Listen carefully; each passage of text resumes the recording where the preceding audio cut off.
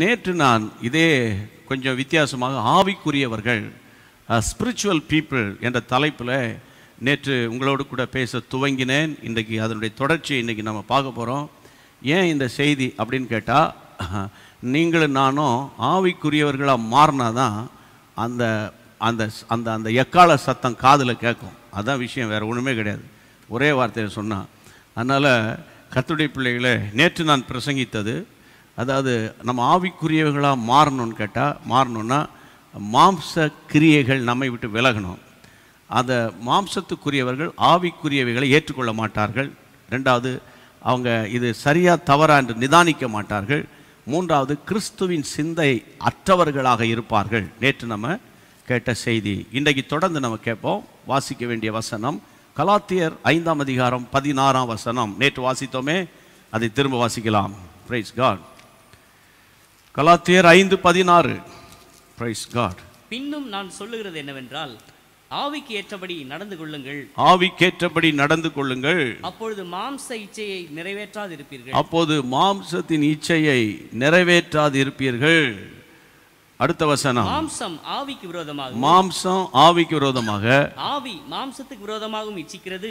ஆவி மாம்சத்துக்கு விரோதமாக இச்சிக்கிறது. நீங்கள் செய்ய வேண்டும் என்று இருக்கிறவைகளை செய்யாதபடிக்கு, செய்ய வேண்டும் என்று நினைக்கிறவைகளை செய்ய முடியாதபடிக்கு, இவைகள் ஒன்றுக்கொன்று விரோதமாய் இருக்கிறது. இவை ஒன்றுக்கு ஒன்று எப்பவுமே விரோதமாக இருக்கிறது. கர்த்தருடைய பிள்ளைகளே, ஒன்று நீங்கள் நல்லா புரிஞ்சு கொள்ளணும். நம்ம எவ்வளோதான் ரட்சிக்கப்பட்டு அபிஷேகம் பெற்று பைபிளை தலைக்கீழாக படித்து கிடிச்சு, அதாவது எந்த வசனம் எங்கே இருக்குது சொல்லி 5 பாயிண்ட் 7 பாயிண்ட் பேசுகிற பிரசங்கியாராக இருந்தாலும் சரி, என்ன மாதிரி பிரசங்கியாராக இருந்தாலும் சரி, என்னை விட நல்ல ஆழமாய் பேசுகிற பெரிய தேவ மனிதர்களாக இருந்தாலும் சரி, விசுவாசிகளாக இருந்தாலும் சரி, ஆண்டவரையே சார்ந்து வாழுகிறவனாக இருந்தாலும் சரி, உங்களுடைய மனதில் ஒரு போராட்டம் இருந்து கொண்டே இருக்கும் என்பதற்கு இந்த வசனம் ஒரு ஆதாரம். வேதம் சொல்லுகிறது, கர்த்தருடைய பிள்ளைகளை, நீங்கள் செய்ய வேண்டும் என்று இருக்கிறவைகளை செய்யாதபடிக்கு இவைகள் ஒன்றுக்கொன்று விரோதமாய் போராடும். அந்த வசனத்தில் பாருங்க, போராடும். மாம்சம் ஆவிக்கு விரோதமாய், ஆவி மாம்சத்துக்கு விரோதமாய் இச்சித்து கொண்டே இருக்கும்.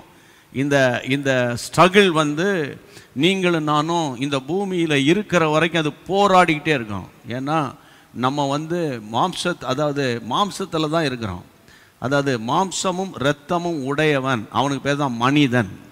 இந்த மனிதனுக்குள்ளே ஒரு பக்கம் நம்ம ரட்சிக்கப்பட்டு மனம் திரும்பி ஏசப்பா பிள்ளையாக மாறின பிறகும் நம்ம ஆவிக்குரியவர்களாக கர்த்தர் மாற்றி சத்தியத்தை கேட்கும்போது, உபதேசத்தை கேட்கும்போது, கண்ணீரோடு எனக்கு கூட தான் பேசுகிறீங்கப்பா அப்படின்னு நம்ம ஒப்பு கொடுத்துருவோம், ஜெபம் பண்ணிடுவோம். சரியா? திடீர்னு ஏதாவது பிரச்சனை வரும்போது நம்முடைய மாமிசம் தலை தூக்கும். அப்போ தலை தூக்கி ஏதாவது ஒன்று பேசிட்டா கூட திரும்ப ஜெபம் பண்ணும்போது ஆண்டவர் உணர்த்துவார், ஒப்பு கொடுத்துருவோம். இப்படியே அர்ப்பணித்து வரும்போது ஒரு கட்டம் வரும்போது ஒரு ஸ்பிரிச்சுவல் மெச்சூரிட்டி இருக்கும். அப்போ அந்த ஸ்பிரிச்சுவல் மெச்சூரிட்டி வந்தவங்க எடுத்தவங்க கவுத்தோன்னு பண்ண மாட்டாங்க. ஒரு பிரச்சனை வந்தவொடனே உடனே ஆக்ஷன் எடுத்து அதை பண்ணிடணும், பேசிடணும் அப்படின்னு பேசுவாங்க. ஒன்று இளம் வயது, அடுத்தது ஸ்பிரிச்சுவலில் அவர் கொஞ்சம் குறைவாக இருக்கும், அந்த மெச்சூரிட்டி இருக்காது, அந்த முதிர்ச்சி தன்மை குறைவாக இருக்கும். ஆனால் டபார்னமான எடுத்தவங்க கவுத்தோன்னு பேசி கீசி குழப்பம் வந்துடும். அதே நேரத்தில் நேற்று நம்ம கேட்டோம்ல கர்த்தருடைய பிள்ளைகளே, 1 கொரிந்தியர் 2ஆம் அதிகாரத்தில் 15ஆம் வசனத்தில் நேற்று நம்ம வாசித்தோம் இல்லையா? அருமையான ஒரு வசனம். அந்த வசனம், ஆவிக்குரியவன் எல்லாவற்றையும் நிதானிக்கிறான், ஆராய்ந்து நிதானிக்கிறான். உடனே நம்ம தீர்ப்புக்குரியக்கூடாது. ஏன் அவர் அப்படி பேசினார், அவர் ஏன் பேசினார், முதல்ல போய் கேளுங்க அப்படின்னு தடாபுடான்னு பண்ணிடக்கூடாது. அவரை கேட்டால் சொல்லுவார், நான் ஏன் அப்படி பேசினேன்னா உனக்கு தெரியுமா விஷயம்னு அவர் மெதுவாக சொல்வார். அப்போ நம்ம ரொம்ப ரொம்ப ரொம்ப கஷ்டமாக போயிடும். அதனால் எனக்கு அன்பான கர்த்தருடைய பிள்ளைகளே, இந்த நாட்களில் இந்த மாதிரி பிரச்சனை எல்லா இடங்களிலும் இருக்கிறது. எல்லாம் நம்ம வீடுகளில் இருக்கிறது, சபைகளில் இருக்கிறது. ஏன்னா எல்லா இடத்துலையும் இருக்கிறவங்க மனிதர்கள் தான், தேவ தூதர்கள் கிடையாது. அதை நம்ம புரிஞ்சுக்கிடணும். அப்போது நம்ம ஆவிக்குரியவர்களாக மாறி, நம்ம ஆவிக்குரியவன் சொல்கிறோம், நான் ஸ்பிரிச்சுவல் சர்ச்சுக்கு போகிறேன், நான் spiritual man, born again experience அப்படின்னு சொல்கிறோம். ஆனால் அதுக்கு ஏற்ற வண்ணமாக நம்ம வாழ்க்கையில் வாழ்ந்து காட்டணும். மனுஷனுக்கு முன்பாகவும் தேவனுக்கு முன்பாகவும் குற்றமற்றவங்களாக இருக்கணும். அதான் ரொம்ப முக்கியம். தேவனுக்கு எனக்கு ஆண்டவருக்கு தெரியும், நான் எப்படி ஜெபம் பண்ணுறேன், நான் எப்படி பைபிள் வாசிக்கிறேன், என்னை பற்றி ஆண்டவருக்கு தெரியும், உங்கள்கிட்ட சொல்ல வேண்டிய அவசியம் இல்லைன்னு சிலர் சொல்லுவாங்க. நான் என்ன சொல்கிறேன், மனுஷனுக்கு முன்பாகவும் ஏன்னா நம்ம வந்து உலகத்தில் வாழ்ந்துக்கிட்டு இருக்கிறோம். எந்த மனிதனும் நம்மை குற்றப்படுத்தாத படிக்கு நம்ம எல்லாவற்றிலும் தேவனுடைய கிருபையினால நம்மை காத்து கொள்ளணும். அப்படி ஏதாயிலும் குற்றங்கள் தவறுகள் ஏதாயிலும் ஒரு மிஸ் அண்டர்ஸ்டாண்டிங் வந்தால் ஒருவருக்கு ஒருவர் ஒப்புரவாயிரணும். ஆயிட்டு நம்ம வந்து பழைய அதாவது அந்த பழைய கதையை திரும்ப திரும்ப தோண்டக்கூடாது. இதுதான் நம்முடைய நம்ம குடும்பங்களில் இருக்கிற ஒரு பெரிய பிரச்சனையே. இந்த நாட்களில் இப்படிப்பட்ட போதனை அவசியம். ஏன் அவசியம் அப்படின்னு கேட்டால், இந்த தொற்று நோய், இந்த கொள்ளை நோய் எதை குறிக்கிறது என்பதை தினந்தோறும் சொல்கிறேன். தினந்தோறும் சொன்னதையே சொல்கிறீங்களே அப்படின்னா இதைத்தான் சொல்லணும், வேற என்னத்தை சொல்கிறது? அது என்னது? தேவனுடைய இரண்டாம் வருகை. கர்த்தராகிய இயேசு கிறிஸ்து வானங்களின் வழியாக ஏறி போனவர் மறுபடியும் இந்த வானங்களின் வழியாக வரப்போகிறாரு. அவருடைய வருகையில் அந்த ட்ரம்பட் சத்தம் கேட்கணும். அதுதான் ரொம்ப முக்கியம். அப்போ நம்ம வந்து ஆலயத்தை கட்டி கொடுத்துட்டு அன்னதானம் வழங்கிட்டு நம்ம இத்தனை லட்சம் ரூபாங்க நான் கோயில் கட்டுறதுக்கு அனுப்பி வச்சுட்டு கடைசியில் மனைவியை இழுத்து போட்டு அடிக்கிறவனா இருந்தான்னா அந்த சத்தம் கேட்காது. அதுதான் ரொம்ப முக்கியமான ஒரு காரியம். சரி, நம்ம இன்றைக்கு தொடர்ந்து நம்ம பார்க்க வேண்டிய மற்ற ஒரு காரியம் என்னன்னு கேட்டால், 1 கொரிந்தியர் திருப்புங்க. 1 கொரிந்தியன் சாப்டர் 3க்கு வாங்க. 1 கொரிந்தியர் 3ஆம் அதிகாரம் 1 வசனம். மேலும் சகோதரரே, நான் உங்களை ஆவிக்குரியவர்கள் என்று எண்ணி உங்களோடு பேசக்கூடாமல் மாம்சத்துக்குரியவர்கள் என்றும் கிறிஸ்துவுக்குள் குழந்தைகள் என்றும் எண்ணி பேச வேண்டியதாயிற்று. அப்படின்னா என்ன அர்த்தம்? அந்த மாதிரி ஒரு சிச்சுவேஷனுக்கு என்னை கொண்டு போய் விட்டுட்டீங்க. பேர் தான் கொரிந்தியர் சபையில் இருக்கிறீங்க. உங்களுக்கு விஷயம் தெரியும் நம்புகிறேன்.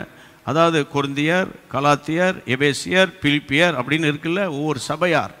இதில் இந்த கொரிந்தியர் சபையினுடைய ஸ்பெஷாலிட்டியே கிஃப்ட்ஸ் ஆஃப் த ஸ்பிரிட், ஆவியின் வரங்கள். 12ஆம் அதிகாரத்தில் உங்களுக்கு தெரியும் ஆவியின் வரங்கள், அந்த 9 வரங்கள் அப்படி இப்படிலாம் இருக்கும். தீர்க்கதரிசி, பிசாசை துரத்துறது, வியாக்கியானம் சொல்கிறது, அற்புத அடையாளம் செய்கிறதெல்லாம் இந்த சர்ச்சில் நடக்கும். அப்படிப்பட்ட கிருபை பொரிந்த நாட்கள்லாம் இந்த சர்ச்சில் இருக்கிறாங்க. ஆனால் அந்த சர்ச்சை பற்றிய அவர் வந்து ஒரு ரிப்போர்ட் கொடுக்குறாரு. சபையை உருவாக்கின ஒரு பெரிய தேவ மனிதர் சொல்கிறாரு, சகோதரரே, உங்களை ஆவிக்குரியவங்கள் என்று எண்ணி உங்களோடு பேசக்கூடாமல், உங்களை வந்து உண்மையிலேயே நீங்கள் சர்ச்சில் இருக்கிறீங்க, கிறிஸ்தவங்களாக தான் இருக்கிறீங்க, ஆனால் உங்களை பார்த்தா உங்ககிட்ட இருந்து வரக்கூடிய ரிப்போர்ட்டை வச்சு பார்த்தா உங்களை ஆவிக்குரியவங்கள் நினச்சி என்னால் பேச முடியல. ஆகவே மாம்சத்துக்குரியவர்கள் என்றும் கிறிஸ்துவுக்குள் இன்னும் நீங்கள் குழந்தைகளாகவே இருக்கிறீங்க என்று தான். அதாவது நான் வந்து உங்களுக்கு பைபிள் ஸ்டடியை பேச முடியாது, இன்னும் உங்களுக்கு பாலை தான் கொடுக்கணும். அதுக்கு அடுத்த வசனத்தில் சொல்கிறார் அவர், பாருங்க, நீங்கள் பலன் இல்லாதவர்களானதால் உங்களுக்கு போஜனம் கூடாமல் பாலை கொடுத்தேன். பால் யார் கொடுப்பாங்க? விட்டுருங்க, பலவீனர்களுக்கு, அதாவது ஹாஸ்பிட்டலில் இருக்கிறவங்களுக்கு பால் கொடுப்பாங்க, அது வேறு, அதை எடுத்துக்காதீங்க. ஆனால் பால் எதுக்கு? பிறந்த குழந்தைக்கு பால் கொடுப்பாங்க. பிறந்த குழந்தைக்கு பால் கொடுப்பாங்க, சில மாதங்கள் கொடுப்பாங்க, மிஞ்சி போனால் ஒரு வருஷம் கொடுப்பாங்களா, அவ்வளோதான். அப்போது நல்ல கவனிங்க. அப்போ ஏன்னா அந்த பால் தான் அந்த ஜீரண உறுப்புகளை தாக்கு பிடிக்கும். அதுக்கு மேலே திடீர்னு பிறந்த குழந்தைக்கு 2 மாதம் குழந்தைக்கு நீ ஹைதராபாத் பிரியாணியை வாங்கி தலைப்பாக்கட்டு பிரியாணி கொடுத்தேன்னா அவ்வளோதான், தலையை சுற்றி கீழே விழுந்துடும், முடிஞ்சு கதை. ஏன்னா அது வந்து பாலை குடித்து வளர்ந்துக்கிட்டு இருக்குது. சரி, இதுக்கும் நம்ம ஆவிக்குரிய சத்தியத்துக்கும் நமக்கு என்ன தொடர்பு? பால்னா என்ன தெரியுமா? இயேசு உங்களோட கூடவே இருக்கிறார், அவர் உங்களை கைவிடவே மாட்டார். நீ வலதுபுறம் திரும்பும்போது அவர் உனக்கு என்ன வேணும்னு கேட்பார். நீ எங்கே போனாலும் உன் கூடவே வருவார், எங்கே போனாலும் கூட வருவார். எப்போதும் அவர் உன்னை கைவிடவே மாட்டார். நீ உறங்கு, படுத்து தூங்குப்பா, நான் தூங்காமல் உன் கூடவே இருப்பேன், சரியா? நான் உன்னை விட்டு விலக மாட்டேன், உன்னை கைவிடவே மாட்டேன். அப்படி சொல்ல ஆமென், ஹல்லேலூயா, சோத்திரம், அப்பா நன்றிப்பா அப்படின்ற மாதிரி இருக்கும். இது பால். இது என்னது? பால். மாதத்துக்கு ஒரு முறை தான் இந்த பால் கொடுப்பாங்க, அந்த வாக்கு தத்தம். அப்போ அந்த வாக்கு தத்தத்துக்குன்னு ஒரு கூட்டம் இருக்குது நமக்கு, அது தப்பு கிடையாது. ஆனால் டெய்லி உனக்கு பால் கொடுத்தா என்ன ஆகும்? அப்போ என்னைக்கு தான் நீ வந்து அவர் சொன்னார் அந்த போஜனம் என்று சொல்கிறார்ல, எனக்கு அன்பான கர்த்தருடைய பிள்ளைகளே, அது என்னன்னு கேட்டால், அதாவது ஆம்பிளிஃபைட் பைபிளில் பார்த்தா, அதாவது மீட், நல்ல கறி சாப்பாடுங்கிறாங்க. போஜனம் நான் உங்களுக்கு, அதாவது நீங்கள் பலன் இல்லாதவர்களானதுனால் உங்களுக்கு நான் போஜனத்தை கொடுக்காம உனக்கு பாலை கொடுக்குறேன், உனக்கு ஸ்பிரிச்சுவல் ஸ்ட்ரென்த்து கிடையாதுப்பா. அதனால தான் பாருங்கள், சில நேரத்தில் நான் சில டஃப்பாக பேசும்போது ரொம்ப டஃப்பாக பேசுகிறீங்களே அப்படின்னு சிலர் சொல்லுவாங்க. ஆனால் கர்த்தர் கிருபையில் 2 வருஷமாக பேசிட்டு வரேன். ஒவ்வொருத்தரும் சொல்கிற வார்த்தை என்னென்னா, இப்படிப்பட்ட கடினமான வார்த்தைகளை பேசினாதான் என் ஜனம் திருந்துதுன்றான். கர்த்தர் தோத்துறான். அது இப்போன்னு இல்லை, எப்போதுமே நம்ம எந்தெந்த சூழ்நிலையில் எப்போ பார்த்தாலும் எரிஞ்சு விழுந்தாலும், எரிஞ்சு விழுறது வேற, தகப்பனுடைய இருதயத்தோடு கடினமான வார்த்தையை பேசுறது வேற. அதை நீங்கள் புரிஞ்சுக்கணும். அதனால தான் பைபிளில் ஒரு வசனம் எனக்கு ரொம்ப பிடிக்கும். அதாவது 10,000 போதகர்கள் இருக்கிறார்கள். பைபிளில் சொல்லுது 10,000 டீச்சர்ஸ் இருக்கிறாங்க. There are more than 10,000 teachers. ஆனால் there is no father. ஆமாம், 10,000 போதகர் இருக்கிறாங்க. இது அப்படி சொல்லுது, இப்படி சொல்றது, 7 பாயிண்ட் பேசினேன், ஒரு வசனத்திலே 3 பிரிவாக பிரித்தேன் அப்படின்னு சொல்றதுக்கு ஆட்கள் இருக்கிறாங்கப்பா. ஆனால் அந்த தகப்பனுடைய இருதயத்தோட கண்டிக்கிறதுக்கு ஆட்கள் குறைவு. எனக்கு அன்பு தேவனுடைய பிள்ளைகளே, நான் பாரத்தோடு பேசுகிறேன். இன்னைக்கு இந்த இந்த இந்த மாம்சத்துக்குரியவர்கள் யாருன்னு கேட்டால் பலன் இல்லாதவங்க. திடீர்னு சோர்ந்து போயிடுவாங்க. ஒரு பிரச்சனை வந்தோடனே டபார்னு 3 நாள் ஆராதனைக்கு 3 வாரம் வரமாட்டாங்க. திடீர்னு திட்டா திடீர்னு இந்த தொட்டாச்சு நீங்கள் அப்படின்னு ஒரு செடி இருக்குப்பா, ஒரு இருக்குல்ல, ஒரு இது, அது மாதிரி எப்பவும் அவங்கள புகழ்ந்துக்கிட்டே இருக்கணும். என்ன சூப்பராக பாடுறப்பா, என்ன பிரசங்கப்பா, அது வேறு சில சொல்கிறேன், கலக்கிட்டீங்கப்பா, கையெடுத்து கும்பிட்றேன். இந்த லாங்குவேஜெல்லாம் நமக்கு பிடிக்காது. அதை நான் சொல்கிறேன், அது நல்லா கவனிங்க. இது நான் பாரத்தோடு சொல்கிறேன். எவ்வளோதான் ஒரு ஊழியக்காரனை கர்த்தர் பயன்படுத்தினாலும், க்ளோரி டு காட், மூத்த பாஸ்டர்ஸோட மூத்த லீடர்ஸோடலாம் நான் பழகியிருக்கேன். அவங்க கர்த்தருக்கு மகிமை உண்டாவதாக, கர்த்தர் பயன்படுத்துகிறார், ஆமென், கர்த்தருக்கு ஸ்தோத்திரம் அப்படின்ட்டு போயிடுவாங்க கர்த்தருடைய. ஆனால் நம்ம ஆட்களுக்கு இன்றைக்கி நீங்கள் என்ன சூப்பராக பேசுனீங்க, என்ன பயங்கரம், அசைக்க முடியாது, சான்ஸே இல்லை, அதெல்லாம் அந்த வேர்டு சான்ஸே இல்லை அப்படின்னா அவனுக்கு அப்படியே குளிர் ஆட்டி, அது பார்த்தீங்கன்னா அவனுக்கு ஸ்பிளிட் ஏசியை விட பயங்கரமான ஏசி போட்ட மாதிரி அவனுக்கு இருக்கும். நான் பாரத்தோடு சொல்கிறேன், கர்த்தருடைய பிள்ளைகளை, அந்த நாட்களில் எங்கள் ட்ரைனிங்லாம் எப்படி தெரியுமா, எங்கள் பாஸ்டரு வீட்டு கூட்டத்துக்கு கூப்பிட்டு போவார், மோட்டர் சைக்கிளில் கூப்பிட்டு போவார். காலையிலே சொல்கிறார், நீ தான் இன்றைக்கி பிரசங்கம் பண்ணுறேன்னு. காலையிலேருந்து போராடி ஒரு பிரசங்கத்தை ஆயத்தம் பண்ணிவிட்டு அங்கே போய் நின்று பேசுவேன். இன்றைக்கி எங்கள் பாஸ்டர் இன்றைக்கி நிச்சயமாக இந்த வசனங்களாக நான் பயன்படுத்துறதை வச்சு அவர் நல்ல திருப்தி அடைவார் போல் இருக்குது அப்படின்னு நான் நினச்சிட்டு வருவேன். அங்கே ஒன்றுமே சொல்ல மாட்டார். அந்த வீட்டு கூட்டம் இல்லை, அங்கே போன கூட்டம் முடிஞ்சோடனே டீ கொடுப்பாங்க, காஃபியும், சில இடத்துல சாப்பாடு கொடுப்பாங்க. சாப்பிட்டு முடிஞ்சோடனே அவ்வளோதான், ஸ்கூட்டரை ஸ்டார்ட் பண்ணுவார், பின்னால் உட்காருவேன். அப்படி கொஞ்சம் தூரம் வந்தோன்னே இருட்டில் வண்டியை நிறுத்துவார். ஏன் நிறுத்தாருன்னு தெரியாது. நிறுத்திட்டானே கேட்பார், எதுக்கே ஊழியத்துக்கு வந்த? அவர் கேட்குற கேள்வி, எதுக்கே நீ ஊழியத்துக்கு வந்தேன்னு கேட்பார். எப்படி இருக்கும் கொஞ்சம் யோசிச்சு பாருங்கள். இந்த காலத்தில் யாராவது ஒரு பையனையா, யாராவது ஒரு பாஸ்டரையாவது எதுக்குடா ஊழியத்துக்கு வந்தேன்னு கேட்க முடியுமா? யோ நீ என்னையா சொல்கிற அப்படின்னு அவன் போய் ஒரு சர்ச்சை ஆரம்பிச்சிருவான் டபார்னு. புரியுதா உங்களுக்கு? அவர் கேட்பார், நான் அதுக்கு மேலே சொல்ல மாட்டேன், என்னென்ன கேள்வி கேட்பாரு, எதுக்கு நீ ஊழியக்காரன் சொல்லிட்டு அதில் எவாஞ்சலிஸ்ட்னு சொல்லிட்டு வந்துக்கிட்டு என்னன்னு பிரசங்கம் பண்ண இன்றைக்கி அப்படின்வார். நான் ஒன்றுமே சொல்ல மாட்டேன், ஸ்தோத்திரம் பாஸ்டர், சரி பாஸ்டர், ஸ்தோத்திரம் பாஸ்டர், இதுதான். ஆனால் ஒரு மாதம் கழித்து அங்கே சர்ச் மெம்பர் சொல்லுவாங்க, போன வாரம் அங்கே போய் அந்த பேசினா ரொம்ப பிரயோஜனமாக டைம்லி வேர்டாக இருந்தது அப்படின்னு அங்கே சொல்லுவார். என்கிட்ட சொல்ல மாட்டார். இதுதான் எங்கள் ட்ரைனிங்கு. அதனால தான் வண்டி ஓடுதுன்னு நான் நினைக்கிறேன். ஆனால் நம்ம ஆட்களுக்கு ஒவ்வொரு பிரசங்கத்துக்கும் என்கரேஜ் பண்ணிக்கிட்டே இருக்கணும். அப்போ நீ என்கரேஜே பண்ண மாட்டியோ, நீ குட்டி தலையில் குட்டி உட்கார வைப்பியோ? அது கிடையாது. என்கரேஜும் கிடையாது, டிஸ்கரேஜும் கிடையாது. கர்த்தருடைய பிள்ளைகளை எல்லா மகிமையும் அவருக்கு உரியது. Praise God. ரொம்ப நல்லா இருந்தது, கர்த்தர் தோத்திரம், அவ்வளோதான், போயிடணும். இதுதான் இன்றைக்கி நிறைய பேரை விழ வைக்குது. அப்போ அரசியலுக்கு நமக்கு என்ன ஒரு இது, சினிமாவுக்கு நமக்கு என்ன, எல்லாம் ஒன்று தானே. அப்போ இன்றைக்கி பலவீனர்கள், ஆவிக்குரிய பலவீனர்கள், அவங்களுக்கு எப்பவும் பாலே கொடுத்துட்ருக்கணும். கொஞ்சம் பாருங்கள், இந்த பாலே குடிச்சிட்டு திடீர்னு கொஞ்சம் கர்த்தருடைய பிள்ளைகளை வேறு ஒன்றும் இல்லை. இப்போ வெளிநாட்டிலேருந்து சில ஊழியர்கள் வருவாங்க. வந்தோன்னே அவங்களுடைய சாப்பாடெல்லாம் கொஞ்சம் ரொம்ப காரம் இருக்காது, உப்பு இருக்காது, புளி இருக்காது, ஒன்றும் இருக்காது. திடீர்னு நீங்கள் வந்தோடனே பிரியாணி கொடுத்தோன்னே அவங்களுக்கு வயரெல்லாம் பெரட்டி அவங்களுக்கு ஃபுட் பாய்சன் ஆகி எவ்வளோ பேர் கஷ்டப்படுறாங்க எனக்கு தெரியும். ஏன்னா அவங்களுடைய ஃபுட்டு வந்து வேறு. இன்றைக்கி நான் உங்களோடு கூட பேசுகிற சத்தியம் என்னன்னு கேட்டால், இங்கே பாருங்கள், எல்லா சர்ச் மெம்பர் நீங்கள் பார்த்துக்கிட்டு இருக்கீங்க. வயது முதிர்ந்தவர் பார்க்குறீங்க, டாக்டர்ஸ் பார்க்குறீங்க, என்ஜினியர்ஸ் பார்க்குறீங்க, சாஃப்ட்வேர் பார்க்குறீங்க, ஹார்ட்வேர் பார்க்குறீங்க இல்லையா, எல்லாமே பார்த்துட்டு இருக்கீங்க. நான் உங்களுக்கு பாரத்தோடு பேசுகிறேன். உங்களுக்குள்ளே இவர் சொல்கிறாரு, நீங்கள் மாம்சத்துக்குரியவர்கள் என்று எண்ணி கிறிஸ்துவுக்குள்ளே நீங்கள் இன்னும் குழந்தைகளாகவே இருக்கிறீங்கள் என்று எண்ணி நான் வந்து அப்படி தான் பேச வேண்டியது இருக்குப்பா. உங்களுக்கு நான் கொஞ்சம் ஆழமான செய்திக்குள்ளே போகலான்னு பார்க்குறேன். ஆனால் நீங்கள் பைபிள் ஸ்டடிக்கு வர மாட்டேன்றீங்க. பைபிள் ஸ்டடிக்கு போகிறவங்களாம் கொஞ்சம் வசனத்தில் தேரணும்னு நினைக்கிறவங்க. ஆனால் வாக்குத்தத்த கூட்டமே எங்களுக்கு போதும்னு நினைக்கிறவன் பால் குடிக்கிற ஆளுன்னு அர்த்தம். சரியா? இங்கே பாருங்கள், அடுத்தது, நீங்கள் பலவீனர்களானதால் உங்களுக்கு போஜனம் கொடுக்காமல் நாம் பாலே கொடுக்க வேண்டியதாக இருக்குது.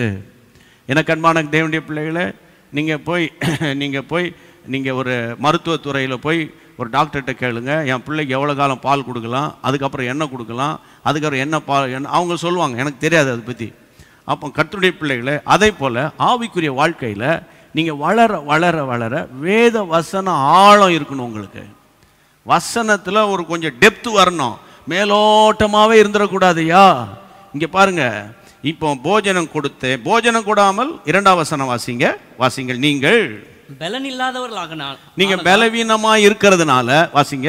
உங்களுக்கு போஜனம் கொடாமல், உங்களுக்கு போஜனத்தை கூட, அதாவது கறி சாப்பாடு கொடுக்காம வாசிங்க, பாலை குடிக்க கொடுத்தேன். இன்னமும் நீங்கள் மாம்சத்துக்குரியவங்களாகவே இருக்கிறபடியால் இப்பொழுதும் உங்களுக்கு பலன் இல்லை. பாருங்க, பாலே குடிச்சிட்டே கிடக்கீங்க, இன்னும் நீங்க வந்து ஆரம்ப விசுவாசிகளாகவே இருக்கிறீங்க.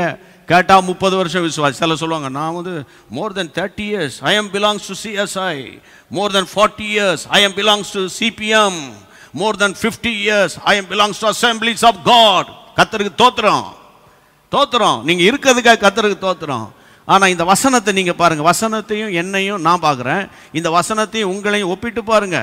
நீங்கள் பலன் இல்லாதவர்களானதால் உங்களுக்கு பாலை கொடுத்தேன், ஆனால் இன்னமும் நீங்கள் மாம்சத்துக்குரியவளாக இருக்கிறபடியால் இப்பொழுது உங்களுக்கு பலன் இல்லை. அப்போ மாம்சத்துக்குரியவங்களுக்கு பலன் இருக்காது. பலன்னா இந்த பலன் கிடையாது, வெயிட் லிஃப்ட் பண்ணுற அந்த பலன் கிடையாது. Spiritual strength. அது என்னது ஸ்பிரிச்சுவல் ஸ்ட்ரென்த் அப்படின்னா, எந்த போராட்டம் வந்தாலும் கர்த்தருக்கு தோத்திரம்னு சொல்கிறவனுக்கு ஸ்பிரிச்சுவல் ஸ்ட்ரென்த் இருக்குன்னு அர்த்தம்.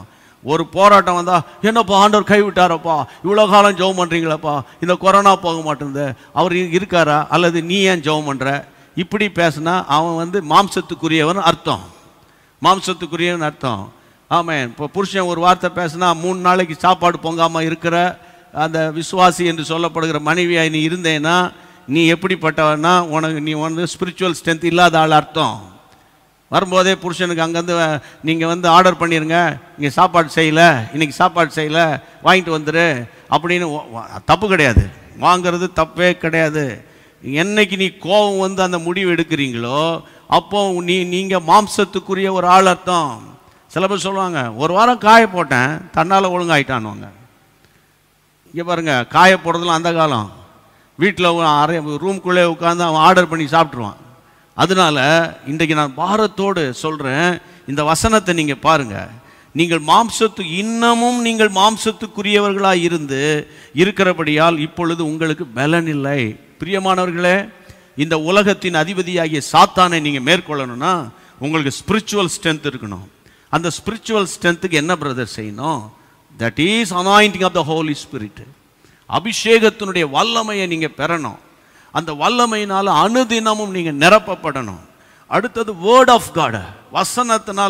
வசனத்தை நீங்கள் வந்து என்ஜாய் பண்ணி வாசிக்கணும். இன்னைக்கு வாசித்தியா, பைபிள் வாசித்தியா, இதை வாசிக்கிட்டே இருக்கேன், இதை முடிச்சுட்டேன், இன்னும் 4 வசனம் இருக்குது, இதை முடிச்சிட்டேன், காப்பி கொடுங்க. அது கிடையாது. அது வந்து ரிலீஜியஸ் கிறிஸ்டியன். நேற்று பேசினேன், ரிலீஜியஸ் கிறிஸ்டியன். பைபிள் வாசிட்டு போது காஃபி போட்டியா இல்லையா, சொன்னேன் இல்லை நான் போட்டியா இல்லையா, அது ரிலீஜியஸ் கிறிஸ்டியன்ஸ். பைபிளை என்ஜாய் பண்ணி வாசிக்கணும். ஒரு அதிகாரம், என்னை பொறுத்தவரை நான் சொல்கிறேன், ஒரு அதிகாரத்தை உருப்படியாக வாசிக்க முடியல. ஏன்னா ஒவ்வொரு வசனத்தை வாசிக்கும் போது இந்த வசனத்தை எங்கேயோ பார்த்தோமா இருக்கு, அது எந்த இடத்துல, அது எந்த சூழ்நிலையில், அது யாருக்கு, இது யாருக்கு, அதை யோசிக்கிறதுக்குள்ள நம்ம வந்து நேரம் போகுது அப்படி நீங்கள் வாசித்து பழகிட்டீங்கன்னா உங்களுக்கு அந்த வேர்டில் ஒரு ஸ்ட்ராங்காக வந்துடும். அந்த வேர்ட் ஆஃப் காடில் நீங்கள் ஸ்ட்ராங் ஆயிடுவீங்க. ஒன்று அனாயிண்டிங்கில் ஸ்ட்ராங் ஆயிடுவீங்க, ரெண்டாவது வசனத்தில் ஸ்ட்ராங் ஆயிடுவீங்க. அப்போ வந்து உங்களுக்கு ஸ்பிரிச்சுவல் ஸ்ட்ரென்த் வந்துடும். உடனே நீங்கள் சொல்வீங்க, என் மீட்பர் உயிரோடு இருக்கிறா. என்ன பிரச்சனை வந்தாலும் அந்த நேரம் ஒரு பதட்டமாக ஆயிரும். உண்மையாக சொல்கிறேன், நம்ம எல்லாம் மனுஷர் தானே. நம்ம வீட்டில் ஒருத்தருக்கு பலவீனம் ஆயிடுச்சு, டக்குன்னு நம்ம மாதிரி சோர்ந்து போயிடுவோம். இது இயற்கை.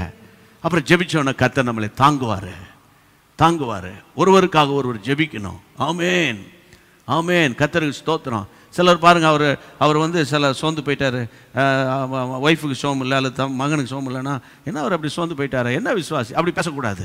இப்போ ஸ்பிரிச்சுவலை பற்றி பேசிட்டு இருக்கும்போது சரீர பிரகாரமாக டக்குன்னு உங்களோட நான் பேசுகிறேன். தயவுசெய்து கையெடுத்து கும்பிடுறேன், வாயை திறந்து ஓப்பனாக பேசு. தலைவலியா, காய்ச்சலா, முதுகு வலியா, அதெல்லாம் ஒன்றும் இல்லை, அதெல்லாம் ஒன்றும் இல்லை. ஊரை சுத்தாதீங்க. உடனே நமக்கும் சிகிச்சை அளிப்ப டாக்டருக்கு ஈஸி, நமக்கு ஈஸி. பண செலவும் கிடையாது, ஒன்றுமே கிடையாது. கிருபையாக நம்ம காப்பாற்றப்படுவோம். ஆமேன். கர்த்தருடைய கிருபை உங்களை தாங்கணும், அதுதான் ரொம்ப முக்கியம். சரி, பாயிண்ட்டுக்கு வாங்க.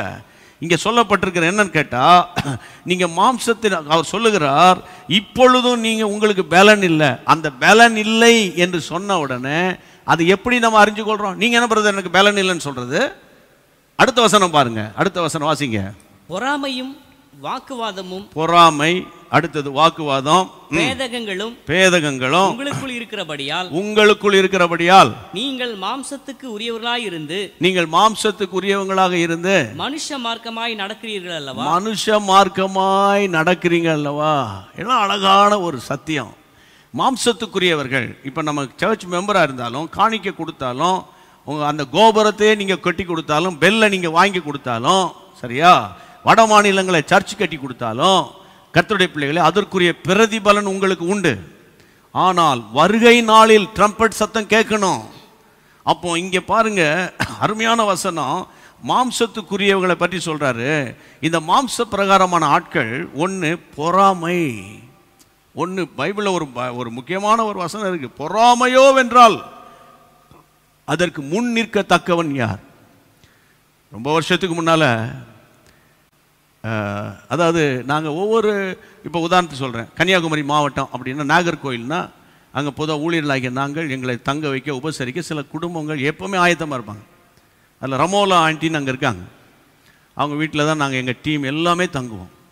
அவ்வளோ அன்பாக உபசரிக்கிற ஒரு குடும்பம். அவங்கள்ட்ட பேசிகிட்டு இருக்கும்போது, ஒரு நாள் தான் சாயந்தரம், யார் பொறாமப்பட்டால் நமக்கு என்ன ஆண்டி, கர்த்தர் நம்ம கூட இருக்கார் அப்படின்னு. அது பல வருஷம் ஆச்சு. இல்லை நீ அப்படி நினைக்காத, பைபிளில் ஒரு வசனம் இருக்கு, பொறாமையோ வென்றால் அதற்கு முன்னிற்கத்தக்கவன் யார்? எனக்கு ரொம்ப அருமையான பாடம் சொல்லி கொடுத்தாங்க. அன்னையிலிருந்து இந்த பொறாமையின் ஆவி பற்றி ஆண்டவர் உணர்த்தினா அதை பைண்ட் பண்ணி அதை கடிந்து கொண்டு நம்ம ஜெபிக்கணும். அப்போ தான் அந்த பொறாமையின் ஆவியினுடைய தாக்கத்திலிருந்து நம்ம தப்பிக்க முடியும்.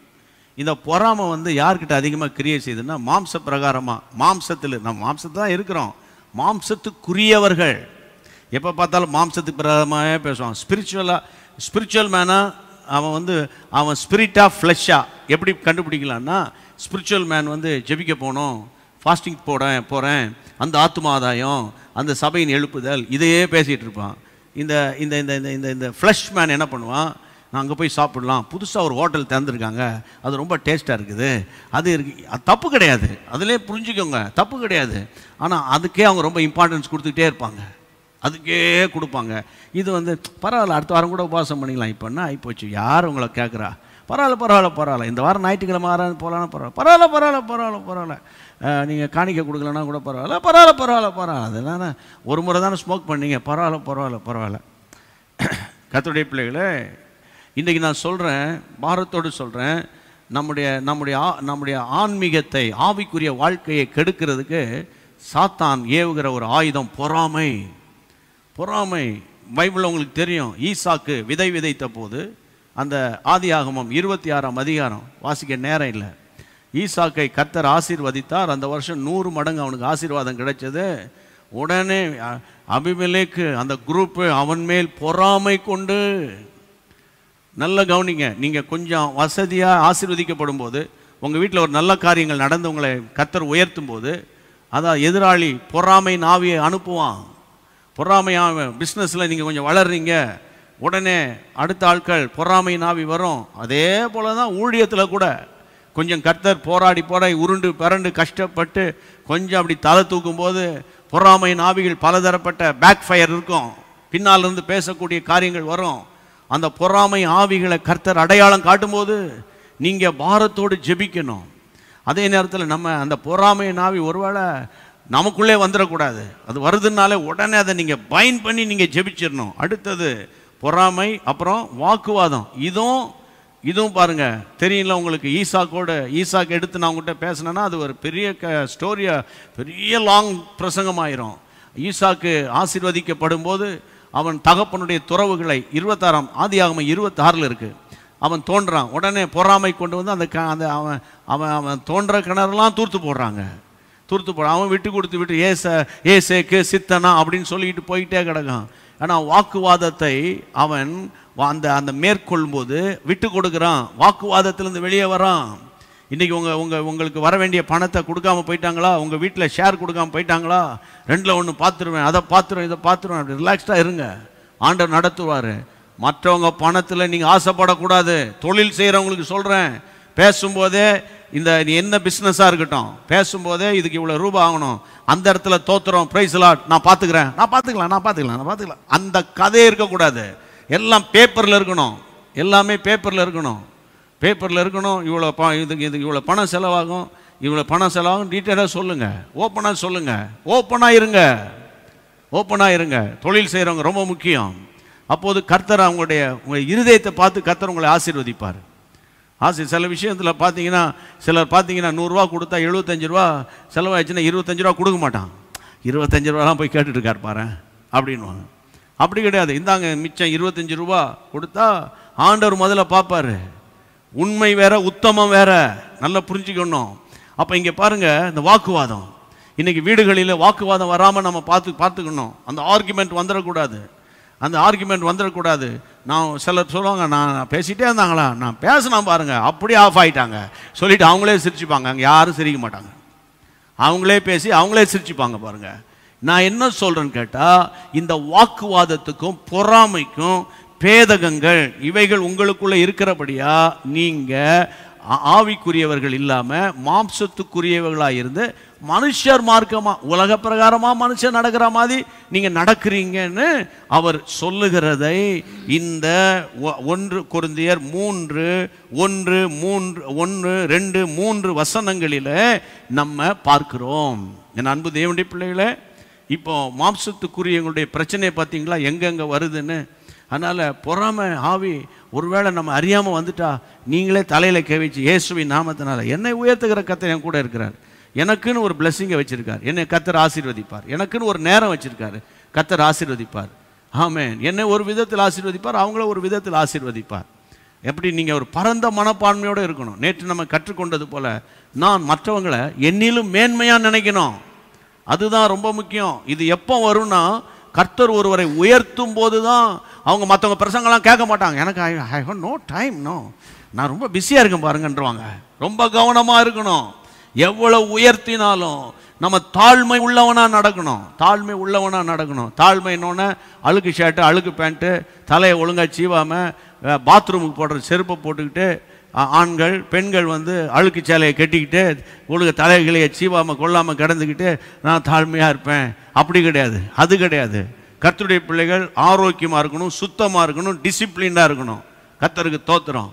ஆமென். 7 மணிக்கு வரேன்னு சொன்னேன்னா 7 மணிக்கு நீங்கள் எங்கேயோ இருந்துக்கிட்டு ஃபோன் பண்ணக்கூடாது. 7 மணிக்கு நிற்கணும். முடியலையா அதை முன்னக்கூட்டியே சொல்லிடணும், நான் இப்படி மாட்டிக்கிட்டேன், சாரி நான் வர முடியாதுன்னு. சிலர் எஸ் கிடையாது, நோ கிடையாது, அமைதி அப்படியே விட்டுருவாங்க. அப்படி இருக்கக்கூடாது ஐயா. இந்த கடைசி நாட்களில் வந்துட்டோம். ஆண்டவருடைய நாமத்தினால நம்ம ஜெபிக்க போகிறோம். சரியா? இன்னொரு பாயிண்ட்டை இன்றைக்கி நான் பேசிட்டேன்னா நம்ம அடுத்த சத்தியத்துக்கு நாளைக்கு போகிறதுக்கு நமக்கு வசதியாக இருக்கும். கர்த்தருக்கு ஸ்தோத்திரம். எனக்கு அன்பான கர்த்தருடைய பிள்ளைகளே, இந்த 3ஆம் வசனத்தில் நீங்கள் மாம்சத்துக்குரியவர்கள் என்று சொல்கிறார். 4ஆம் வசனத்தை வாசிங்க. 4ஆம் வசனம், ஒருவன் நான் பவுலை சேர்ந்தவன் என்றும் வேறு ஒருவன் நான் அப்போலோவை சேர்ந்தவன் என்றும் சொல்லுகிறபடியால் நீங்கள் மாம்சத்துக்குரியவர்கள் அல்லவா. பார்த்தீங்களா? அடுத்த குரூப் மாம்சத்துக்குரியவங்க யாரு? அருமையான சத்தியம் பாருங்க. நாங்கள் வந்து பவுல் அப்போஸ்தலனாகிய பவுல் இருக்கார்ல, அவருடைய டீச்சிங்ஸில் அவர் தான் எங்களுக்கு ரோல் மாடல். நாங்கள் அவருடைய ஃபாலோவர்ஸு. அவங்கள தான் நம்ம சில சொல்லுவாங்க, எங்கள் பாஸ்டர் பிரசங்கம் பண்ணால் தான் நாங்கள் போவோம். நல்லா புரிஞ்சுக்கோங்க, கடைசி காலத்தில் பேசுகிறேன். எங்கள் பாஸ்டர் பிரசங்கம் பண்ணாமல் அங்கே அன்றைக்கி அந்த சர்ச்சில் வேறு யாராவது கெஸ்ட் ஸ்பீக்கராக இருக்கட்டும், பெஸ்ட் ஸ்பீக்கராக இருக்கட்டும், அல்லது ஒஸ்ட் ஸ்பீக்கராக இருக்கட்டும், யாராக வந்தால் நாங்கள் போக மாட்டோமே. நாங்கள் பார்த்துருவோம், இன்றைக்கி யார் பிரசங்கம், எங்கள் பாஸ்டர் பேசுகிறாரா, போவோம். உனக்குள்ளே பொல்லாத ஆவி இருக்குன்னு நான் சொல்கிறேன், தப்பாக நினச்சிக்காதீங்க. பாஸ்டர் அப்போ அன்றைக்கி ஒரு அம்மா வந்து பேசுவாங்க, கர்த்தர் அந்த அம்மாவை பயன்படுத்துவார், உனக்கு தெரியாது. அன்றைக்கி நீ கோட்டை விட்டுருவீங்க. பாஸ்டருக்காக சபைக்கு போகக்கூடாது, எங்களை மாதிரி எவாஞ்சலிஸ்டுக்காக நீ கூட்டத்துக்கு வரக்கூடாது. கர்த்தர் மேல பாரத்தோடு தேவனை சார்ந்து வாழ பழகணும். சரியா? இங்க பாருங்க, அந்த காலத்திலே ஒருவன் நான் பவுலை சேர்ந்தவன் சொல்றான், வேறொருவன் இல்ல நாங்க அப்போலோவை சேர்ந்தவன் சொல்லுகிறபடியால் பவுலை சொல்றாரு, எனக்காக நீங்க ஒரு மன்றம், எனக்காக ஒரு மன்றம் நீங்க உருவாக்குறீங்களா, எனக்காக ஒரு கட்சி உருவாக்கிக்கிறீங்களாப்பா அப்படின்னு. சினிமா துறையில் பாருங்க, முதல்ல மன்றம் உருவாக்குவாங்க, அதுக்கு நற்பணி மன்றம்னு பேர் வைப்பாங்க. கொஞ்ச காலத்தில் அதுக்கு அப்படியே அது ஒன்றியமாகும், கிளையாகும், வட்டமாகும், அப்புறம் மாவட்டமாகும். கடைசியில் பார்த்தா நான் எலெக்ஷனில் நான் நிற்கிறேன்ருவாங்க. கடைசியில் பார்த்தா டெபாசிட் கூட கிடைக்காது. இன்றைக்கு நான் பாரத்தோடு நான் சொல்கிறேன், சபைக்குள்ளே நமக்கு பிரிவுகள் வரக்கூடாது. நாங்கள் அந்த குரூப்பு, நாங்கள் இந்த குரூப்பு, அவர் குரூப்பு, அவர் வந்தால் தான் நல்லா இருக்கும். அப்போது உங்களுக்குள்ளே நான் சொல்கிறது ரொம்ப ஹார்டாக இருக்கும், ரஃப்பாக இருக்கும், அதுதான் உண்மை. உங்களுக்குள்ளே உங்கள் ஆவி சரியில்லை. உங்கள் ஆவி என்ன செய்யலை? சரியில்லை. கர்த்தருடைய நாமத்தினால ப்ரீச்சர்ஸ் ஒழுங்காக ப்ரீச் பண்ணால் விசுவாசிகள் கரெக்டாக இருப்பாங்க. அதுதான் ரொம்ப முக்கியம். ஆசிரியர் ஒழுங்காக பாடம் சொல்லி கொடுத்தான்னா அந்த பள்ளிக்கூடத்தில் +2 இருக்கட்டும், 10th ஸ்டாண்டர்டாக இருக்கட்டும், சென்டம் மார்க் வாங்கிடுவாங்க. தமிழகத்திலே உயர்ந்த கல்வி நிறுவனமாக அது மாறிடும் பாருங்க. கல்வி நிறுவனமாக மாறிடும். இன்றைக்கி ஒரு நியூஸ் வாசித்தேன், ரொம்ப வேதனை. உயர் நீதிமன்றம் வேதனைப்படுது. உலக அரங்கில் 200 பள்ளிக்கூடங்கள் வந்து கல்வி நிறுவனங்களை வந்து த பெஸ்ட் இன்ஸ்டிடியூஷன் சொல்கிறதாங்க. 200ஆம். அந்த 200ல் நம்ம ஊர் வந்து வரவே இல்லையா. அதில் வந்து அவர் வந்து உயர் நீதிமன்ற நீதிபதிகளை வருத்தப்படுறாங்களாம். நான் இன்றைக்கி நியூஸில் பார்த்தேன். அப்படி இருக்குது நம்ம அழகு. கர்த்தருடைய பிள்ளைகளை, இன்னைக்கு நான் என்னைக்கு சொல்கிறேன், சபைக்குள்ளே குடும்பத்துக்குள்ளே நாங்கள் அந்த குரூப்பு, நாங்கள் இந்த குரூப்பு, அவர் வந்தால் தான் நாங்கள் போவோம், அவர் அந்த கூட்டத்துக்கு தான் நான் போவோம், வேறு கூட்டத்துக்கே போக மாட்டோம் அப்படின்னு சொன்னால், நான் ஒன்று சொல்கிறேன், பாரத்தோடு சொல்கிறேன், தாழ்மையோடு சொல்கிறேன், இந்த வசனத்தின்படி சொல்கிறேன். அதாவது ஒருவன் பவுலை சேர்ந்தவன் என்றும் வேறொன்று அப்போலோவை சேர்ந்தவன் என்றும் சொல்லுகிறபடியால் நீங்கள் மாம்சத்துக்குரியவர்கள் அல்லவா. அடுத்த கேள்வி கேட்கிறார். 5ஆம் வசனம் வாசிங்க. பவுல் யார்? அப்போலோ யார்? கர்த்தர் அவனவனுக்கு அருள் அளித்தபடியே நீங்கள் விசுவாசிக்கிறதுக்கு ஏதுவா இருந்த ஊழியக்காரர் தானே. நான் நட்டேன், அப்போலோ நீர் பாய்ச்சினான், தேவனே விளைய செய்தார்.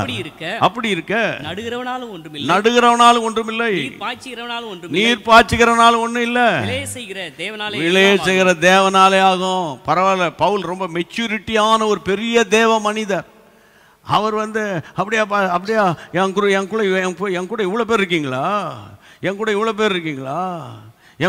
பேர் இருக்கீங்களா, பரவாயில்லையா, எனக்கு இத்தனை கிளை சபை இருக்கா, பரவாயில்லையா, எனக்கு இவ்வளோ மாசு இருக்கா, என் கூட்டத்துக்கு இவ்வளோ 1000 வந்தாங்களா, என் கூட்டத்துக்கு இத்தனை லட்சம் வந்தாங்களா, பரவாயில்லையே. பவுல் அங்கே வாங்குன்னு வாங்குறாரு. அதாவது பவுல் யார், அப்போலோ யார்? கர்த்தர் அவனவனுக்கு அளித்த கிருபையின்படி நீங்கள் விசுவாசிக்கிறதுக்கு ஏதுவான ஊழியர் தானே. காமனா சொல்லிட்டாரு, we are all ordinary servant of God. அவருக்குள்ளே ஒரு தெளிவான புத்தி இருக்குது. அதனால தான் ஆதியிலிருந்து கர்த்தர் கிருபையினால நான் பேசிட்டு இருக்கேன். ஊழியக்காரனை கவுத்துறாதீங்க, ஊழியக்காரனை புகழ்ந்து. ஏற்கனவே அப்படி ஒரு மாதிரியா இருக்காங்க. அந்த நேரத்தில் நீங்கள் போய் அதை பேசி இதை பேசி, உங்களை மாதிரி யாரும் கிடையாது, உங்களை மாதிரி பாட முடியாது, உங்களை மாதிரி ஆட முடியாது, உங்களை மாதிரி டீச் பண்ண முடியாது, உங்களை மாதிரி நிற்க முடியாது, அதை பண்ண முடியாது, இதை பண்ண முடியாது. ஏற்கனவே முடியாமல் கிடக்கிறான்னு உங்களுக்கு தெரியாது. பாரத்தோடு சொல்கிறேன், தாகத்தோடு சொல்கிறேன், கடைசி காலம் ஊழியர்களுடைய விழுகைக்கு நீங்க காரணமா இருந்துடக்கூடாது. கர்த்தருக்கு தோத்திரம், கர்த்தருக்கு ஸ்தோத்திரம். எனக்கு அன்பான கர்த்தருடைய டிஎல் மூடி புத்தகத்தை வாசிக்கும் போது அழகா சொல்வாரு, அவர் பிரசங்கம் பண்ணிட்டு அவர் அப்படி போகும்போது ஒருத்தன் ஓடி வந்து சொன்னானா, பாஸ்டர் இன்னைக்கு சூப்பர் ப்ரீச்சிங் அப்படின்னா. உடனே டிஎல் மூடி சொன்னாராம், எப்பா நீ வந்து ஓடி வந்து சொல்கிறதுக்கு முன்னால் இன்னொருத்தன் என்கிட்ட சொல்லிட்டான்ப்பானாராம்.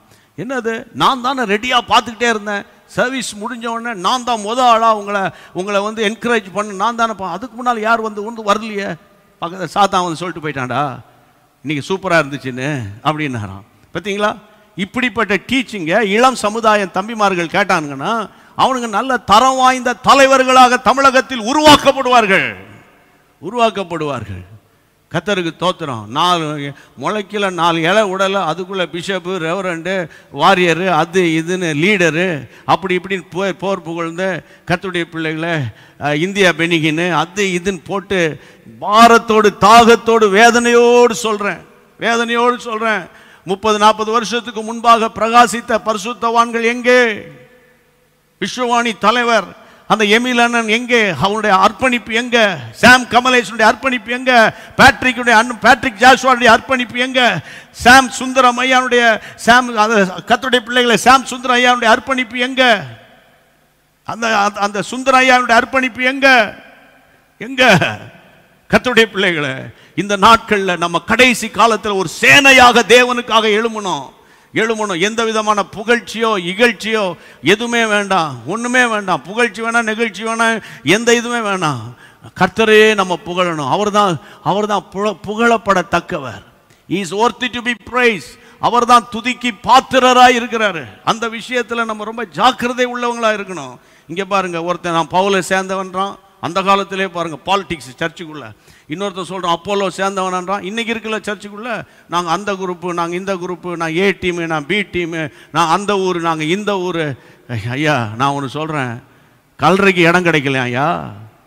மறிக்கிறதுக்கு முன்னால் மறிக்கக்கூடாதுன்னு போராட்டம், மறித்த பிறகு எந்த கல்லறையில் கொண்டு போய் வைக்கிறதுன்னு போராட்டம். கல்லறையிலேருந்து வெளியே வர்றதுக்கு 3-4 மணி நேரம் ஆகுது. இப்படி இருக்கு உலகம் போயிட்டு இருக்குது. அதனால பாரத்தோடு இன்னைக்கு ஒரு தீர்மானம் பண்ணுங்க, நான் எந்த டீமும் கிடையாது, பரலோக ராஜ்யத்துக்கு அடுத்த காரியத்தில் நான் தேவனுக்காக ஆவிக்குரிய பிள்ளைகளாக இருப்பேன். ஜெபம் பண்ணலாமா எல்லாரும்? Praise the Lord. கர்த்தருக்கு ஸ்தோத்திரம், கர்த்தருக்கு ஸ்தோத்திரம். வாசிக்கிறதுக்கு முன்னால் திரும்ப கலாத்தியர் 5:15 வாசித்துட்டு நம்ம ஜெபம் பண்ணிடலாம். கலாத்தியர் 5:15 திரும்ப ஒருக்க வாசிப்போம். கலாத்தியர் 5:15 திரும்ப வாசிப்போம். நீங்கள் ஒருவரை ஒருவர் கடிந்து பட்சித்தீர்களானால் அழிவீர்கள். அப்படி ஒருவரால் ஒருவர் அழிக்கப்படாதபடிக்கு எச்சரிக்கையாயிருங்கள். நீங்கள் ஒருவரை ஒருவர் கடிந்து பட்சித்தீர்களானால் அழிவீர்கள். கர்த்தருக்கு ஸ்தோத்திரம். அப்படி ஒருவருக்கொருவர் அழிக்கப்படாதபடிக்கு எச்சரிக்கையா இருங்க. இதெல்லாம் மாம்சத்தின் ஆவி. மாம்சம் ஒண்ணுமில்லாம ஆக்கிரணும், அவனை டிரான்ஸ்ஃபர் பண்ணிடணும், அங்கே விட்டுறணும், அந்த தண்ணி இல்லாத காட்டுக்கு அனுப்பிடணும் நீங்கள் நினைச்சிங்க, உங்களுக்கு ஒரு நாள் அந்த பாதிப்பு வரும். நல்லா கவனிக்கணும். ஆண்டவருக்கு மகிமை உண்டாவதாக. கிறிஸ்தவ ஊழியத்தில், கிறிஸ்தவ மார்க்கத்தில் பழி வாங்குதல் கிடையாது. ஆண்டவர் சொல்றார், பழி வாங்குதல் எனக்குரியது என்றார். அதனால எப்போதும் தேவ சமூகத்தில் நம்மை தாழ்த்தணும், ஒப்பு கொடுக்கணும். நானும் தாழ்த்தணும், நீங்கள் தாழ்த்தணும், ஒப்பு கொடுத்து அர்ப்பணிக்கணும். எப்படி ஆகிலும் நம்முடைய நோக்கம் இந்த கொரோனாவை துரத்தி என் ஆண்டவர் ஒரு நிம்மதியாக நம்ம டிராவல் பண்ணி லட்சோபலட்சம் மக்களை தேவன் அண்டை சேர்க்கணும். ஆமாம், பிள்ளைகள்லாம் பள்ளிக்கூடத்துக்கு போகணும், காலேஜஸ்க்கு போகணும். +2 பரீட்சை நடக்காதான் பெரிய காரியம். இன்னைக்கு மாணவர்களுக்குள்ள ஒரு பெரிய வேதனை. ஆன்லைனு கடைசியில் கிராமப்புறங்கள்லாம் ஆஃப்லைனில் கிடக்குது. அங்கே நெட்டு கனெக்ஷன் இல்லாததுனால ரொம்ப வேதனையான ஒரு சூழ்நிலையில் நம்ம போயிட்டு இருக்கோம் ஐயா. இனியும் நம்ம மாம்சத்துக்குரியவங்களா இருக்க வேணாம் ஐயா.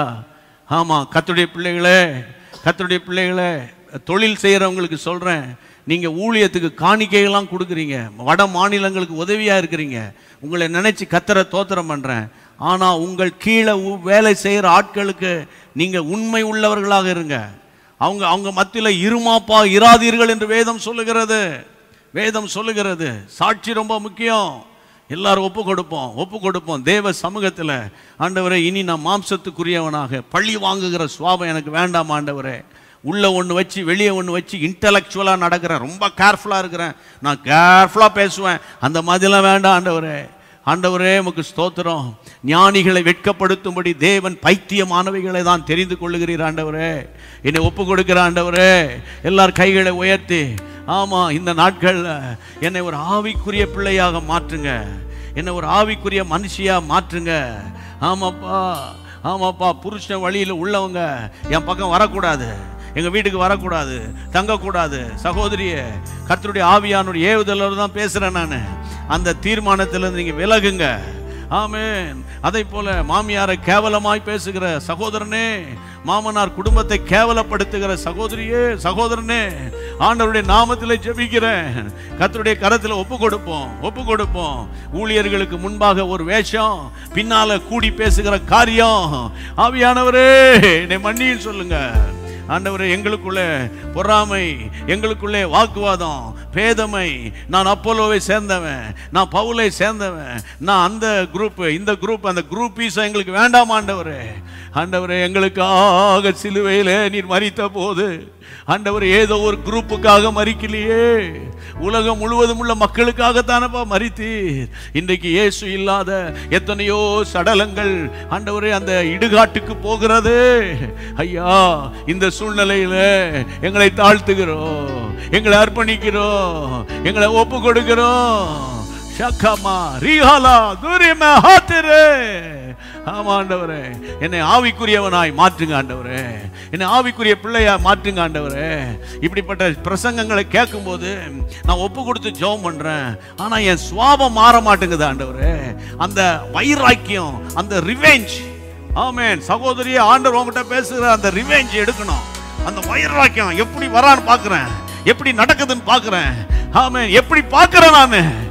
ஆமென், ஆமென். கர்த்தரின் பட்சத்தில் இருக்கிறபடியால் நான் பயப்படேன். மனுஷன் எனக்கு என்ன செய்வான்? அதான் கர்த்தருடைய வார்த்தை. யார் நமக்கு விரோதமாய் நடந்தாலும் பேசினாலும் அவர்களை நினைக்கும் போது அவர்களுக்காக ஜெபம் பண்ணுங்க, அவ்வளவுதான். ஸ்தோத்திரம் ஆண்டவரே, என்னை உருவாக்குங்க ஆண்டவரே. கர்த்தருக்கு ஸ்தோத்திரம். ஒவ்வொருவரும் அப்படியே வீடுகளில் 2 கரங்களை முடிஞ்சா உயர்த்தி எங்களோடு கூட சேர்ந்து அர்ப்பணித்து பாடுவோமா?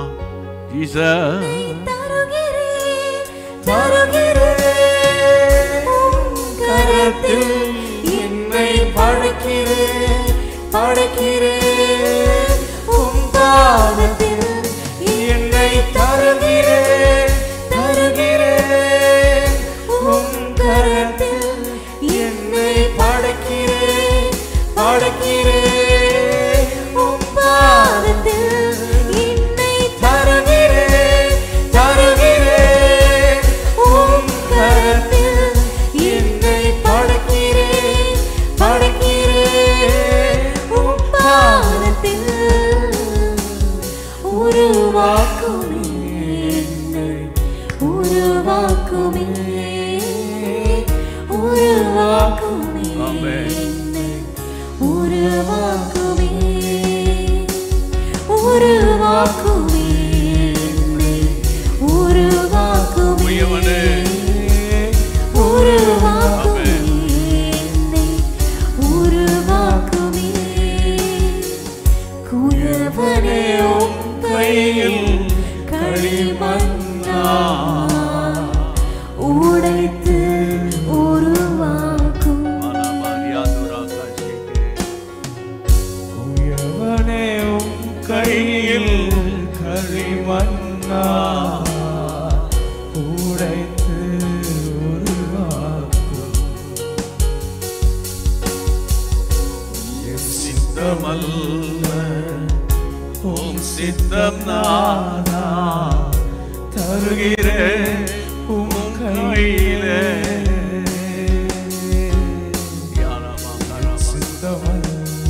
ஆமென். உம் சித்தம் நானா தருகிறேன் உம் கையிலே.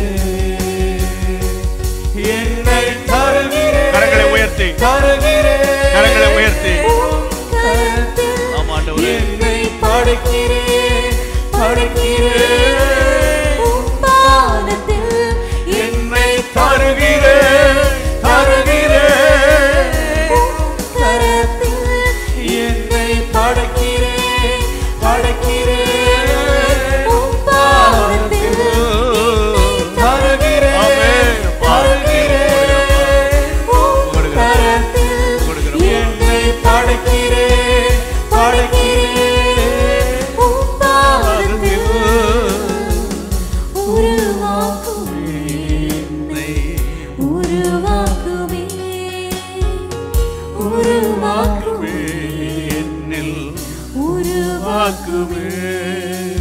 தகப்பனே, தகப்பனே, வசனத்தால் உருவாக்கும், வல்லமையினால் அபிஷேகத்தினால் உருவாக்கும், நல்ல போதனைகளால் எங்களை உருவாக்கும்.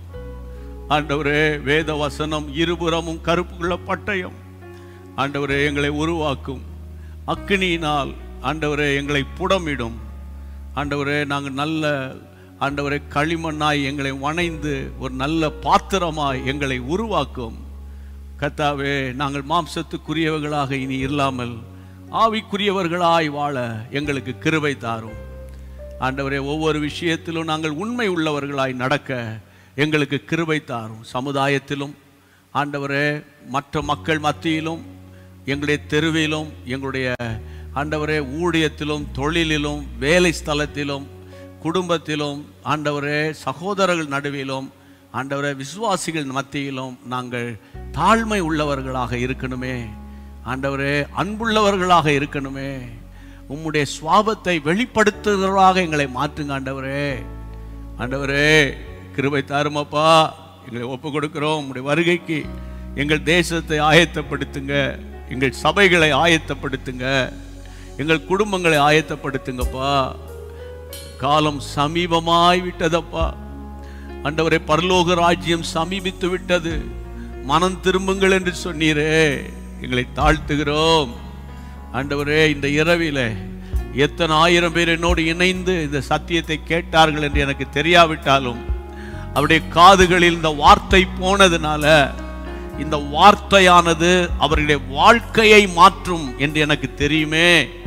வாழ்க்கையை மாற்றுகிற கிறிஸ்தவம் தான் எங்களுக்கு தேவையை தவிர சபையை மாற்றுகிற, உடையை மாற்றுகிற கிறிஸ்தவம் எங்களுக்கு வேண்டாம். ஆண்டவரே, வாழ்க்கையை மாற்றுகிற கிறிஸ்தவம், வாழ்வை மாற்றுகிற கிறிஸ்தவம் ஆண்டவரே எங்களுக்கு வேண்டும். ஆண்டவரே, அப்படிப்பட்ட கிருபையை நீர் எங்களுக்கு தரப்போகிறீரப்பா.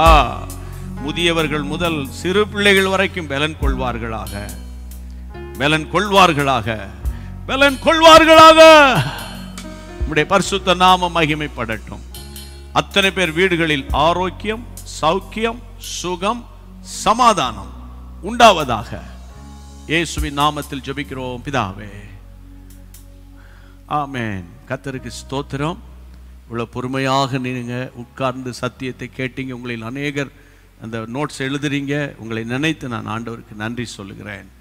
மறந்துடாம இன்றைக்கு யோவான் எழுதின சுவிசேஷம் 8ஆம் அதிகாரத்தை நீங்கள் வாசிக்க நீங்கள் மறந்துடக்கூடாது. கையை உயர்த்தி ஸ்தோத்திரம் பண்ணவும் மறந்துடக்கூடாது.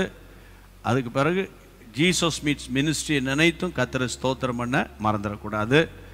அது மாத்திரமல்ல, புதிதாய் நம்முடைய யூடியூப் சேனலில், ஃபேஸ்புக்கில் இணைந்திருக்கிறவர்களுக்கு கர்த்தரை ஸ்தோத்திரம். புதிதாய் டிவியில் பார்த்து கொண்டிருக்கிறவர்களுக்கு ஸ்தோத்திரம், நன்றி.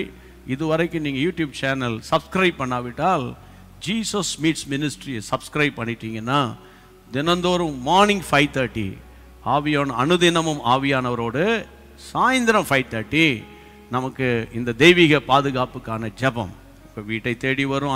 அந்த அனௌன்ஸ்மெண்ட் உங்களுக்கு பிரயோஜனமாக இருக்கும். சப்ஸ்கிரைப் பண்ணும்படி உங்களை நான் என்கரேஜ் பண்ணுறேன். கொஞ்சம் ஸ்டாஃபினுடைய ஷார்ட்டேஜ், கொஞ்சம் இந்த இந்த லாக்டவுன் டைமில் அப்படி இப்படிமா இருக்கிறதுனால உடனுக்குடன் பதில் வராவிட்டாலும் உங்களுடைய ஜெபம், உங்களுடைய குறிப்புகள் பதிவு செய்யப்படுகிறது. ஜெபிக்கிறோம். ஆண்டவருடைய நாமம் மகிமைப்படுவதாக. கர்த்தருக்கு ஸ்தோத்திரம். தேவ கரம் உங்களோடு கூட இருக்கணும். வீட்டுக்குள்ளே கவனமாக இருங்க. வெளியில் போகும்போது ஜாக்கிரதையாக இருங்க. முடிந்தால் அரசாங்கம் சொல்கிறாங்க டபுள் மாஸ்க் பயன்படுத்துங்க என்று. அந்த விஷயத்திலும் நீங்கள் உங்களை காத்துக்கொள்ளும்படி அன்போடு கூட நான் உங்களை கேட்டுக்கொள்ளுகிறேன். ஏன்னா நீங்கள் முக்கியம், உங்கள் குடும்பம் ரொம்ப முக்கியம். சரியா? ஆண்டவருடைய கிருபை மட்டும் தாங்கட்டும் என்று நான் உங்களை அன்போடு கூட கேட்டுக்கொள்கிறேன். Praise God. கர்த்தர் சித்தமானால் மீண்டும் நாளை மாலை நாம் சந்திப்போம். சேர்ந்து சொல்வோம், என் ஆத்துமாவே கர்த்தரை ஸ்தோத்திரி, என் முழு உள்ளமே பரிசுத்த நாமத்தை ஸ்தோத்திரி. என் ஆத்துமாவே கர்த்தரை ஸ்தோத்திரி. கர்த்தர் செய்த சகல உபகாரங்களை மறவாதே. ஆமென். Praise God.